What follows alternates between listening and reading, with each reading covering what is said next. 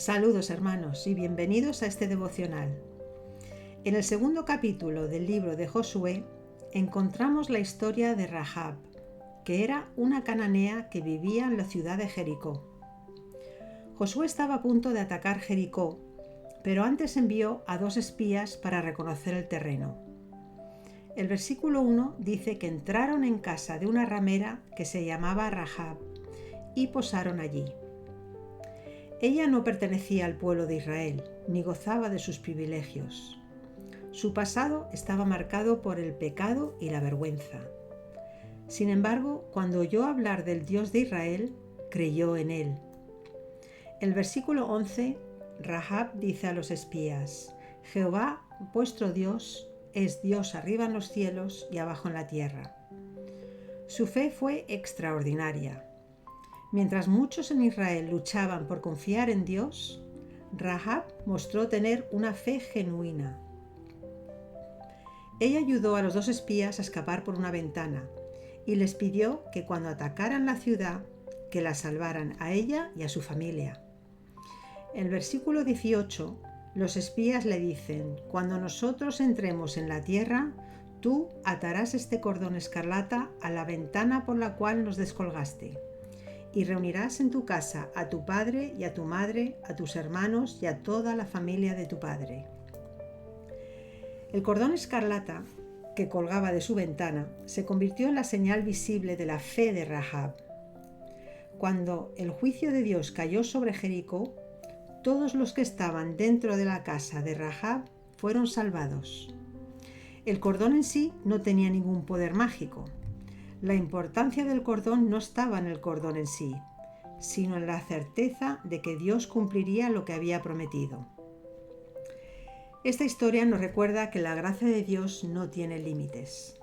Nadie está fuera del alcance de su gracia. Muchas personas piensan que su pasado les descalifica para acercarse a Dios o para servirle. La historia de Rahab nos proclama exactamente lo contrario. La gracia de Dios alcanza mucho más lejos que nuestros fracasos. Igualmente, la cruz de Cristo es suficiente para todo pecador que acuda a Él con fe. Rahab no solo sobrevivió a la destrucción de Jericó, sino que llegó a formar parte del pueblo de Israel. Incluso llegó a formar parte del linaje familiar por el que vendría Jesucristo al mundo. ¡Qué maravilloso testimonio del poder transformador de la gracia! La mujer que una vez fue conocida por su vergüenza, llegó a ser conocida por su fe. Una extranjera pasó a formar parte de la familia de Dios.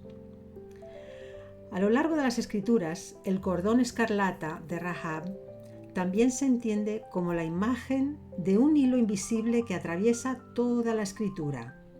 Desde Génesis hasta Apocalipsis, hay un hilo invisible que va uniendo promesas, sacrificios y redenciones. No es solo un símbolo aislado en la historia de Rahab, sino una señal que apunta hacia algo mucho mayor. Nos habla del Dios que desde el principio va tejiendo con paciencia y fidelidad la gran historia de la salvación. Ese mismo hilo puede verse en la sangre del Cordero en Egipto, en los sacrificios del tabernáculo, en las profecías del siervo sufriente de Isaías y finalmente en la cruz de Cristo. De esta manera el cordón escarlata se convierte en una imagen de la coherencia perfecta de la Biblia.